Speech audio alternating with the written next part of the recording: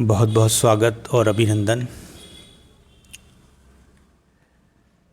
आज का जो हमारा वीडियो व्याख्यान का शीर्षक है, जैसा कि हमने पहले व्याख्यान में ही कह दिया था कि हम लोग अगले वीडियो व्याख्यान में एक चार्टर एक्ट 1813 के जो मुख्य प्रावधान हैं उन पर चर्चा करेंगे, क्योंकि इससे पहले वाले व्याख्यान में हमने उन परिस्थितियों का जायज़ा लिया था जिन परिस्थितियों में इस एक्ट का निर्माण किया गया। क्योंकि परिस्थितियों की जो प्रतिछाया है, परिस्थितियों का जो प्रभाव है, हमें प्रत्येक अधिनियम और एक्ट पर देखने को मिलता है।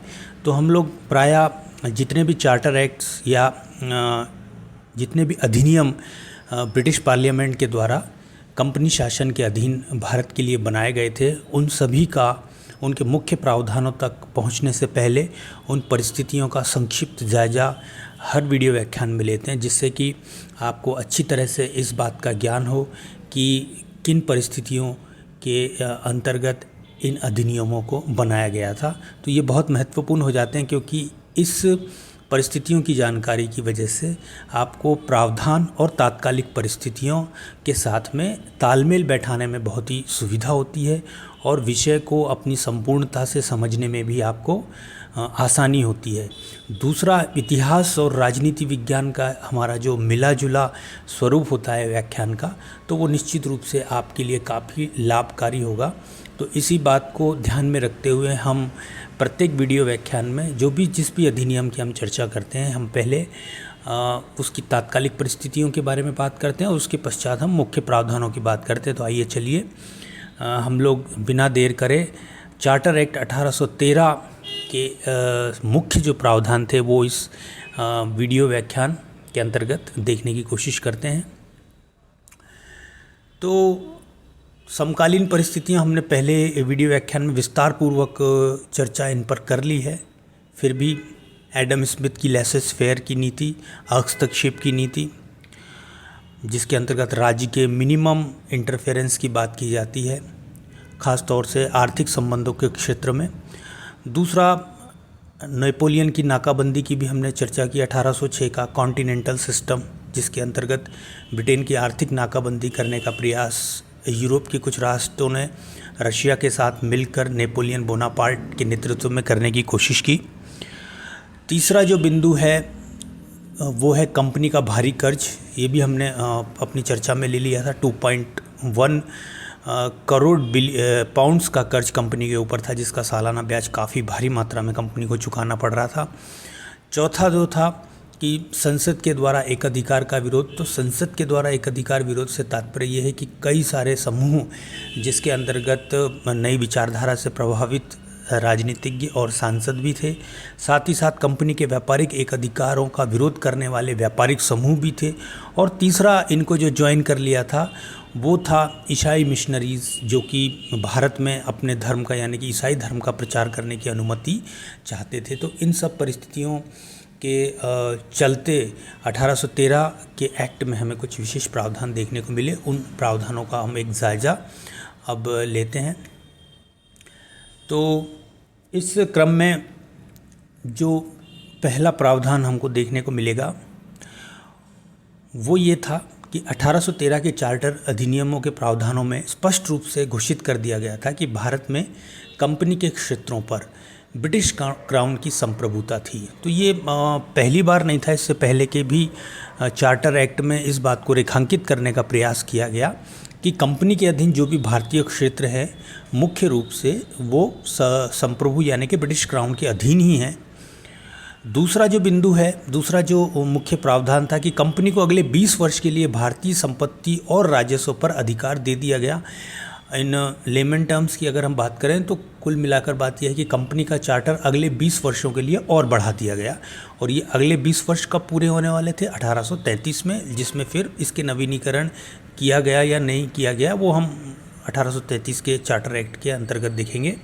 तो इस एक्ट के माध्यम से, इस चार्टर एक्ट के माध्यम से कंपनी का जो चार्टर था उसका रिन्यूअल यानी कि उसका लाइसेंस अगले 20 ईयर्स के लिए और बढ़ा दिया गया और उसके पास जो भी भारतीय संपत्ति और राजस्व थे उनके ऊपर उनका अधिकार रिन्यू कर दिया गया। तीसरा जो मुख्य प्रावधान था कि भारतीय व्यापार पर कंपनी का अधिकार समाप्त कर दिया गया। दिस इज़ वेरी इंपॉर्टेंट और जनरल नॉलेज और कम्पिटिटिव एग्ज़ाम्स में बैठने वाले सभी विद्यार्थियों को हमेशा इस बात का ध्यान रखना चाहिए कि जब भी ये प्रश्न आए कि कंपनी के व्यापारिक एक अधिकार का अंत किस अधिनियम या चार्टर एक्ट के माध्यम से किया गया, तो हमेशा ये परीक्षाओं में, बहुत सारे परीक्षाओं में पूछा जाता है ये प्रश्न। तो इसका सीधा सा जवाब होगा 1813 का चार्टर अधिनियम, जिसमें भारत के साथ कंपनी का जो व्यापारिक एक अधिकार था, जो कि चार्टर का मुख्य प्रावधान था, उसको समाप्त कर दिया गया और इसे सभी ब्रिटिश नागरिकों व यूरोपियों के लिए खोल दिया गया। अब मतलब इसका साफ मतलब ये था कि अब ब्रिटेन के कोई भी व्यापारिक समूह या व्यक्ति अब व्यापार के लिए भारत में आ सकते थे। हालांकि इसमें कंपनी को चीन के साथ व्यापार और चाय व्यापार पर एक अधिकार इसका बनाए रखा गया। तो ये भी आपको हमेशा ध्यान रखना है कि चीन के साथ जो एक अधिकार था वो बनाए रखा गया और साथ ही साथ चाय का जो व्यापार था, दिस इज़ ऑल्सो इम्पॉर्टेंट, कि चाय का जो एक अधिकार था वो बनाए रखा गया ताकि कंपनी एकदम से नुकसान में ना चली जाए। और इस बात का ध्यान रखते हुए एक तालमेल और एक संतुलन कंपनी के व्यापारिक अधिकारों में और ब्रिटिश जनमत की मांग में बनाने की कोशिश इस प्रावधान के माध्यम से की गई। आइए अगले प्रावधानों की ओर चलते हैं। एक चौथा प्रावधान इसका ये था कि कंपनी को अपने व्यापार और राजस्व रिकॉर्ड अलग अलग रखने के निर्देश दिए गए। यानी कि कंपनी पहले जो अपने अकाउंट्स रखती थी, जिसमें कि उसके बिजनेस एक्टिविटीज़ का धन और जो राजस्व रिकॉर्ड्स था वो मिला जुला था, उसमें पृथकता नहीं थी, उसको अलग अलग मेंटेन नहीं किया जाता था। तो इस प्रावधान के माध्यम से स्पष्ट रूप से कंपनी को यह आदेश दिया गया कि वो अपने व्यापार और राजस्व रिकॉर्ड को अलग अलग रखे ताकि ठीक तरीके से ब्रिटिश सम्राट या ब्रिटिश पार्लियामेंट या ब्रिटिश सरकार उसकी जाँच कर सके। पांचवा इसका प्रावधान था, एक नई लाइसेंसिंग प्रणाली शुरू की गई जिसके अंतर्गत सभी ब्रिटिश व यूरोपीय व्यापारियों और ईसाई मिशनरियों को भारत में आने, अपने प्रतिष्ठानों की स्थापना करने और गतिविधियां संचालित करने की अनुमति दी गई। तो हमने परिस्थितियों के अध्ययन में ये देख ही लिया था कि किस तरह के दबाव ब्रिटिश संसद पर पड़ रहे हैं, प्रमुख रूप से कंपनी के एक अधिकार को लेके और ईसाई मिशनरीज को लेके बहुत ज़्यादा ब्रिटिश पार्लियामेंट दबाव में थी। और उस दबाव का जो प्रभाव है वो हमें इन प्रावधानों पर स्पष्ट रूप से देखने को मिलता है। इससे पहले हमने देखा कि कंपनी के व्यापारिक एक अधिकार को समाप्त कर दिया गया। दूसरा जो प्रभाव था, अब यूरोपीय व्यापारी और ईसाई मिशनरीज भारत में आ सकते थे, अपने प्रतिष्ठान स्थापित कर सकते थे और अपने गतिविधियों का संचालन भी कर सकते थे।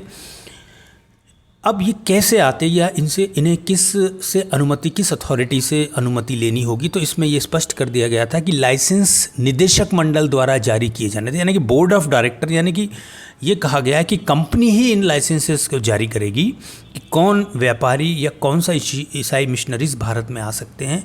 उसके बारे में लाइसेंस जारी करने का अधिकार कंपनी के बोर्ड ऑफ डायरेक्टर्स को ही दिया गया। लेकिन इसमें यह भी जोड़ दिया गया कि यदि किसी भी ब्रिटिश नागरिक को वो इनकार करते, यानी कि बोर्ड ऑफ डायरेक्टर्स जो कि कंपनी के हुआ करते थे, तो बोर्ड ऑफ कंट्रोल को इस तरह के परमिट जारी करने का अधिकार था। इसका मतलब ये था कि यदि बोर्ड ऑफ डायरेक्टर किसी ईसाई मिशनरीज को या समूह को या अथवा किसी व्यापारिक कंपनी को लाइसेंस देने से इनकार कर देते तो उनके पास ये अधिकार था कि वो अपील के स्वरूप में बोर्ड ऑफ कंट्रोल यानी कि नियंत्रक मंडल के पास जा सकते थे। तो ऐसी स्थिति में ये स्पष्ट था कि अंतिम जो अधिकार था लाइसेंस जारी करने का, एक तरह से बोर्ड ऑफ कंट्रोल के पास ही था। अगले प्रावधानों की श्रृंखला में हम देखते हैं कि एक प्रावधान जिसका आर्टिकल यहाँ पर लिखा हुआ है, अनुच्छेद 43 ने कंपनी की भारत सरकार को ब्रिटिश क्षेत्रों के मूल भारतीयों के बीच शिक्षा, साहित्य और विज्ञान के प्रोत्साहन पर खर्च करने के लिए सालाना 1 लाख रुपए अलग करने का निर्देश दिया। इट्स ऑल्सो वेरी इम्पॉर्टेंट कि ये पहली बार था कि ब्रिटिश संसद ने भारतीयों की शिक्षा के बारे में किसी विचार को गंभीरता से लिया था और पहली बार इस तरह का कोई प्रावधान हमें किसी चार्टर एक्ट या अधिनियम में देखने को मिलता है जहाँ पर भारतीयों की शिक्षा के बारे में कोई बात की गई थी। तो यहाँ पर ये एक प्रावधान हम देख सकते हैं जिसका अनुच्छेद उस एक्ट में 43 था, जिसमें ये कहा गया था कि मूल भारतीयों की शिक्षा, साहित्य और विज्ञान के प्रोत्साहन पर खर्च के लिए कंपनी के राजस्व से 1 लाख रुपए, यानी कि शिक्षा के लिए 1 लाख रुपए अलग रखने का, रिजर्व करने का प्रावधान और निर्देश ब्रिटिश पार्लियामेंट के द्वारा इस एक्ट में कंपनी को दिया गया। 7वां प्रावधान महत्वपूर्ण था, याद रखिएगा। 7वां प्रावधान है, प्रावधानों का एक खंड भारतीय मामलों में अधीक्षण, निर्देशन और नियंत्रण के काम से संबंधित नियंत्रण बोर्ड की शक्तियों को विस्तारित और आगे परिभाषित करता था। तो हम जैसा सभी अधिनियमों में देखते आ रहे हैं कि बोर्ड ऑफ कंट्रोल धीरे धीरे एक ब्रिटिश पार्लियामेंट के प्रतिनिधि के तौर पे अपनी शक्ति और पकड़ कंपनी के मामलों पर और कंपनी के प्रशासन पर धीरे धीरे बढ़ाता जा रहा था। इससे पहले भी हमने देखा 1793 में कि कुछ वित्तीय आंकड़े भी संसद के पटल पर रखने का प्रावधान किया गया। तो यहाँ पर हम देखते हैं कि राजनीतिक मामलों में तो बोर्ड ऑफ कंट्रोल का दखल पहले से ही अधिक था, उसे और अधिक बढ़ाया गया, लेकिन धीरे धीरे आर्थिक मामलों में और राजस्व के मामले में भी बोर्ड ऑफ कंट्रोल की पकड़ कंपनी के मामलों पर धीरे धीरे बढ़ने लगी। अगला प्रावधान हम देखते हैं, कंपनी की नियुक्तियों को पहले की तरह करने का अधिकार था। ये हमने कई बार चर्चा में इस बात को जिक्र किया है, इस बात का कि कंपनी ही जो है, यानी कि बोर्ड ऑफ डायरेक्टर्स जो थे वही कंपनी के अधिकारियों की नियुक्ति करते थे। हालांकि गवर्नर जनरल, गवर्नर और शीर्ष अधिकारियों जैसे उच्च कार्यालयों में नियुक्ति के मामले में क्राउन की मंजूरी अनिवार्य कर दी गई थी। इससे पहले कि 1793 के एक्ट में इस मंजूरी को आवश्यक नहीं बनाया गया था कि क्राउन की मंजूरी चाहिए, उससे पहले ये मंजूरी आवश्यक थी। और 1793 में एक रिलैक्सेशन दिया गया था कि इस तरह से क्राउन की मंजूरी की आवश्यकता नहीं होगी, लेकिन पुनः इस एक्ट में ये घोषित कर दिया गया कि उच्च अधिकारी, खासतौर से गवर्नर जनरल, गवर्नर और शीर्ष अधिकारी जिसमें कमांडर इन चीफ भी शामिल है, उनकी नियुक्ति के मामले में क्राउन की अनुमति आवश्यक होगी। कुछ और चयन के मामलों में नियंत्रण बोर्ड को भी समान रूप से प्राधिकृत किया गया। तो यहाँ भी बोर्ड ऑफ कंट्रोल की दखलंदाजी बढ़ाने की कोशिश इस प्रावधान के माध्यम से हमें देखने को मिलती है। अगला जो प्रावधान था कि चार्टर 1813 ने भारत सरकार के एक उपशास्त्रीय विभाग की स्थापना की और कंपनी को भारत में यूरोपीय लोगों के धार्मिक कल्याण की देखभाल के लिए एक बिशप और 3 आर्केडेकान को नियुक्त करने की अनुमति दी गई। समटाइम प्रोनाउंसिएशन थोड़ा सा अंग्रेजी की मुश्किल शब्दों का होता है।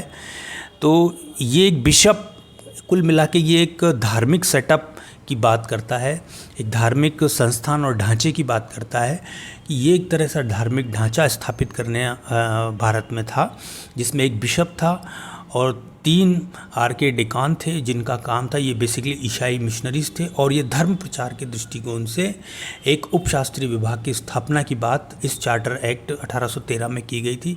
इसका मतलब ये था कि अब ईसाई मिशनरीज एक संस्थात्मक रूप से भारत में धर्म प्रचार के काम को प्रारंभ करने जा रहे थे। तो यहाँ पर ये उसका हमें एक संस्थात्मक व्यवस्था का एक आदेश यहाँ पर हमको देखने को मिलता है। आगे कई बार कंपनी और से आर्थिक सहायता की भी मांग इस बिशप जो कि बनाए गए थे इनके द्वारा की गई और कंपनी के द्वारा कई मामलों में सहायता की भी गई, कुछ मामलों में इनकार भी किया गया। यह अलग विषय है, ये इतिहास का विषय हो जाता है, तो हम इस पर ज़्यादा चर्चा नहीं करेंगे। 10वां जो प्रावधान है, वित्त प्रशासनिक व्यवस्था के लिए अतिरिक्त प्रावधान कुछ जोड़े गए थे, जिसमें कंपनी को विभिन्न लेखांकन प्रमुखों, अकाउंटिंग हेड्स के तहत भारतीय धन का उपयोग करने का निर्देश दिया गया था। प्राथमिकता के क्रम में भारतीय आय से भुगतान के लिए कई व्यय करने की अनुमति दी गई। भारत की सेना का रखरखाव, कंपनी के ऋण के ब्याज के भुगतान की राशि और कंपनी के नागरिक और वाणिज्यिक प्रतिष्ठान पर खर्च आदि के क्रम में भारतीय खजाने पर स्वीकार्य डेबिट था। कुल मिला के ये सारी की सारी जो व्यवस्थाएं थी वो भारतीय राजस्व पर भारित कर दी गई थी। ये एक तरह का प्रावधान हमको देखने को यहाँ पर मिलता है। 11वां जो प्रावधान था कि 1813 के चार्टर अधिनियम ने कंपनी के नागरिक और सैन्य नौकरियों के कर्मचारियों के प्रशिक्षण की व्यवस्था करने का प्रावधान भी निर्धारित किया। यानी कि ये एक्ट इस बात को रेखांकित करता है कि कंपनी के नागरिक और सैन्य कर्मचारियों की प्रशिक्षण की व्यवस्था होनी चाहिए। तो 1813 का जो एक्ट है वो इस प्रशिक्षण की बात यहाँ पर हमें करता हुआ दिखाई देता है। अब कंक्लूजन के रूप में, निष्कर्ष के रूप में इस एक्ट का क्या महत्व था, 1813 के चार्टर एक्ट का क्या महत्व था, इसको एक हम बिंदुवार देख लेते हैं। तो यहाँ पर हमने कुछ 4 बिंदु लिखे हैं जिसके अंतर्गत हमने इस एक्ट के महत्व को समाहित करने की कोशिश की है। पहला जो महत्व है कि कंपनी के व्यापारिक एक अधिकार की समाप्ति इस एक्ट के माध्यम से की गई।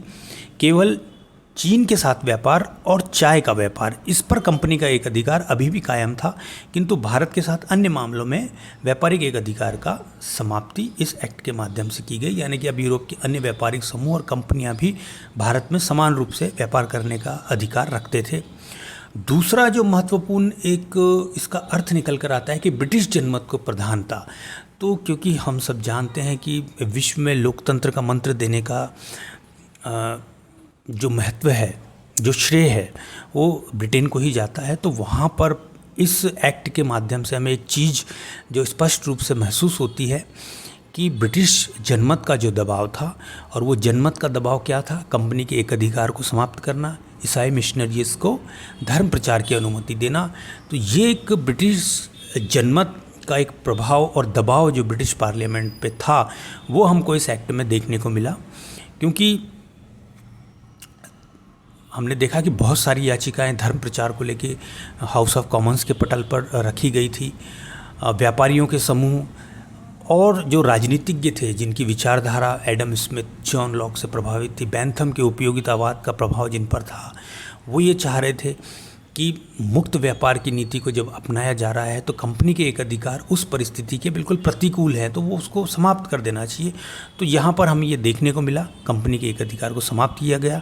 तो ब्रिटिश जनमत का ब्रिटिश पार्लियामेंट के ऊपर दबाव हमें इस एक्ट में देखने को मिलता है कि किस तरह से जनमत अपने अनुकूल, अपनी मांग के अनुकूल अपनी मांग को मनवा पाता है। ये एक दर्शन हमें, जनमत की शक्ति का दर्शन हमें इस एक्ट में देखने को मिलता है। इस एक्ट का महत्व इस रूप में भी समझा जा सकता है कि इसमें पहली बार भारतीयों की शिक्षा की बात की गई।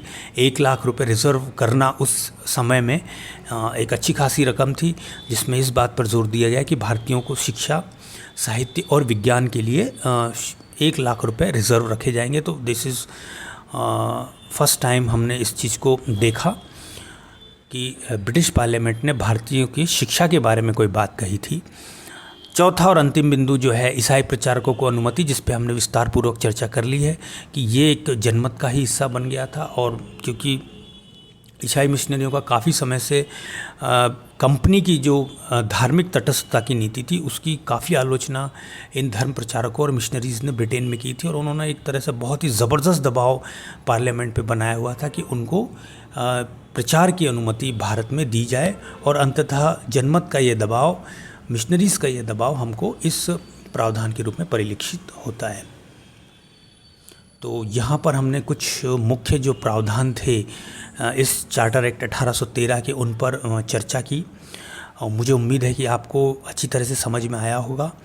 और अगर आपके कोई प्रश्न हैं इस एक्ट को लेके या इससे पहले के भी एक्ट जिन पे हमने वीडियो व्याख्यान किए हैं, तो निश्चित रूप से आप कमेंट बॉक्स में निश्चित रूप से आप अपने प्रश्न को रखें, और हमारी तरफ से, मेरी तरफ से पूरी कोशिश होगी कि उन प्रश्नों का आप तक जवाब पहुंचा जाए। बहुत बहुत धन्यवाद।